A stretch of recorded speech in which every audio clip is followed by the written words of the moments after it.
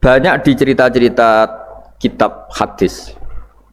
Ketika Nabi Musa ngaji sama Nabi Khidir, itu komplainnya Nabi Musa menjadi fikih yang luar biasa, kata kitab Ibnu Hajar Al-Asqalani Fathul Bari.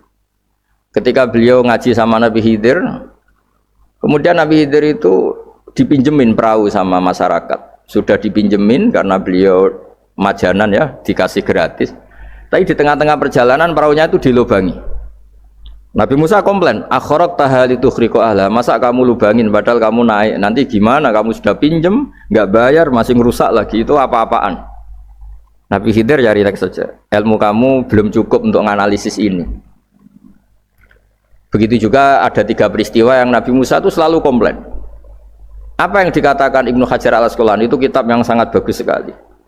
Justru dengan protes itu Nabi Musa punya kelas di atas Nabi Khidir, karena orang nggak boleh sukut alal mungkar, karena secara fikih orang itu tidak boleh mendiamkan sesuatu yang buruk. Kita tahu dalam aturan fikih di antara kewajiban kita adalah ingkarul mungkar, mengingkari sesuatu yang memang harus diingkari. Ya meskipun tentu tidak dengan sikap destruktif yang merusak dan apa, tapi yang nggak baik tentu kita ingkari. Perilaku Nabi Khidir yang melubangi perahu yang tidak miliknya, padahal yang punya perahu sudah menolong, itu perilaku yang enggak baik. Sehingga Nabi Musa protes.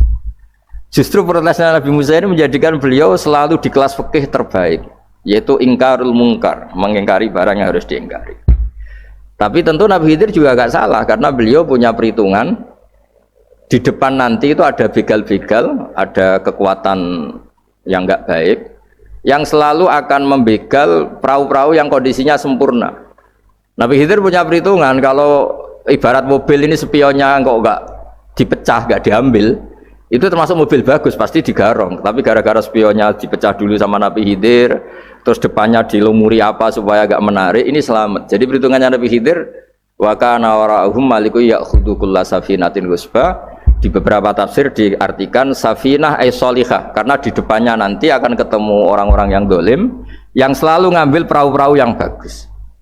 Caranya gimana supaya perahu itu gak diambil? Ya karena mereka hanya ngambil yang bagus, ya dirusak dulu supaya gak bagus. Kalau ya gak bagus nanti lolos dari garong tadi, dari pengambilan secara dolim tadi. Jadi Nabi Khidir gak salah karena ada visi seperti itu. Nabi Musa protes juga agak salah karena memang tugasnya fikih itu ingkarul mungkar, mengingkari barang yang memang nggak benar. Nah, di sini seperti yang dikatakan Gus Yassin, kita harus bisa ngelola perbedaan, ngelola beda sudut pandang dan sebagainya. Sehingga kita selalu dapat nikmat Allah Ta'ala, wa allafa baina qulubihim, nikmat yang kita asik, kita hidup asik, nyaman.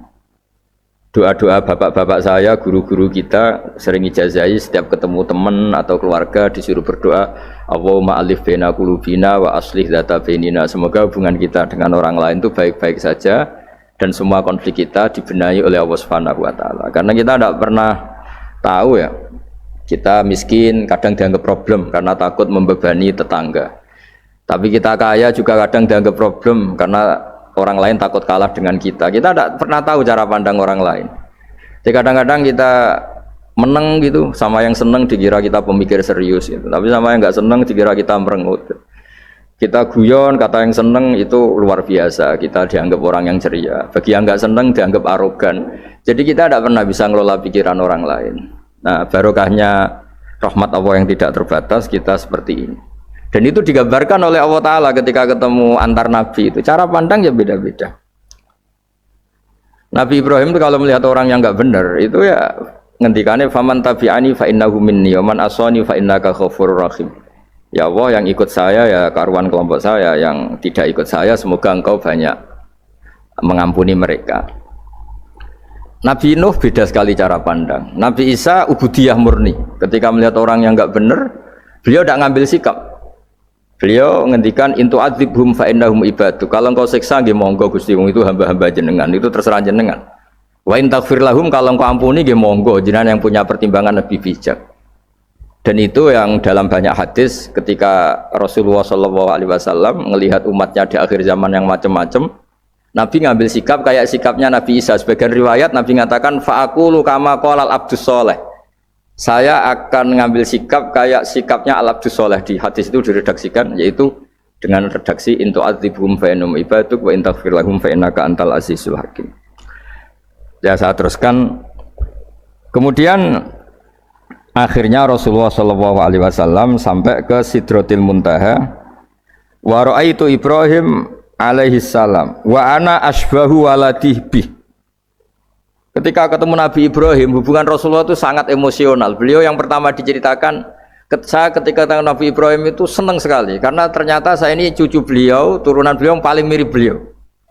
Jadi ini unik, dari sekian peristiwa besar, peristiwa langit, kemudian Nabi ada hubungan emosional yang luar biasa ketika ketemu Nabi Ibrahim. Pertama yang dikatakan Nabi, wa ana asbahu waladihi, saya adalah cucu yang paling mirip beliau. Dan ini kita tahu akhirnya di semua syariat kita istilah resminya itu anit tabi millata Ibrahim hanifah. Di istilah resmi agama kita millata abikum Ibrahim, agama leluhur kamu Ibrahim. Kita ketika baca sholawat Allahumma sholli ala sayyidina Muhammad, terusannya juga kama shollaita ala sayyidina Ibrahim wa ala ali Ibrahim, dan seterusnya dan seterusnya. Kemudian yang terakhir saya cerita secara akidah Ahlussunnah wal Jamaah yang dianut oleh Imam Asy'ari dan Maturidi. Meskipun secara lahir itu Nabi mengalami pertemuan dengan Allah di Sidratil Muntaha, tapi tetap saja kita cara pandang bahwa Allah Ta'ala itu mukhalafatul hawadis. Allah tidak bisa kamu andekan di satu tempat terus ngalami hal-hal yang kita alami sebagai makhluk. Sebab itu sirinya kenapa di surat Isra dimulai dari subhanalladzi, Allah tetap maha suci. Maha suci itu artinya terbebas dari yang kita alami. Allah selalu mukhalafatul hawadis. Allah la yahtaju ila makarin, Allah tidak butuh tempat, Allah tidak butuh waktu, Allah tidak butuh semua. Karena Allah itu qayyum, Allah itu qiyamuhu binafsihi, berdiri sendiri. Allah tidak butuh aras, Allah tidak butuh kursi. Tapi eksistensi kursi yang butuh Allah. Allah tidak butuh aras, tidak butuh kursi, tidak butuh langit. Semuanya itu berdiri karena Allah. Bukan sebaliknya Allah berdiri di atas semuanya. Sehingga kita mulai kecil diajari Allah itu siapa? Al-Qayyum. Kalau bahasa kita qiyamuhu binafsihi, selalu berdiri sendiri, dan Allah itu al-ghaniyul mutlak, enggak butuh yang lain. Di sini pentingnya selalu Nabi ngendikan subhanallah subhanallah, wiridanya tetap Allah itu maha suci, Allah maha besar, Allah maha agung, dan keagungannya diantara ditandai dia punya sifat yang tidak sifat kita, dia punya keabadian yang tidak bisa kita miliki, dia punya semuanya yang tidak kita miliki. Itu sebab itu dimulai subhanalladzi asra bi abdi lailam minal masjidil haram. Jadi kata subhana ini maha suci itu maha suci dari tempat, dari waktu, dari apa saja. Meskipun Allah punya adat, punya sunnah memperlakukan hambanya itu dengan logika atau bayangan yang dibayangkan seorang hambanya. Sehingga seakan-akan kita ini ya ketemu, seakan-akan kita bisa ini melihat. Sehingga di surga disebut kita ini melihat Allah. Tapi semua ahli sunnah mengatakan, tapi kamu melihat Allah itu tetap saja bila kaifin walan khisorin, tidak bisa terus menciri. Ciri itu bisa membatasi sifatnya Allah itu begini-begini, tidak bisa. Tetap Allah itu la tudrikul absar wa huwa yudrikul absar. Tapi kita bisa disebut melihat dengan kemakhlukan kita yang profan. Di surga disebut melihat, tapi bukan melihat yang kayak kita melihat antar makhluk yang terus bisa apa itu cerita detail, cerita spesifik, cerita apa, tidak bisa. Tetap la tudrikul absar. Ini hebatnya ulama-ulama kita, selalu cerita Mi'raj, cerita nazar ila wa fil jannah, melihat Allah di surga, tapi bersamaan dengan itu selalu cerita Allah itu mukhalafatul hawadis, Allah itu laisa kamislihi syai'un. Jadi terima kasih Gajang, utamanya pada Gus Yasin dan yang membantu semuanya. Barokahnya kita ketemu bisa ngaji, supaya barokah saya baca teks aslinya di hadisil Isra, karena tadi saya jam 9 sudah baca Bukhari, ini supaya dapat berkah saya ini baca Sahih Muslim. Sekian dan semoga barokah. Assalamualaikum warahmatullahi wabarakatuh.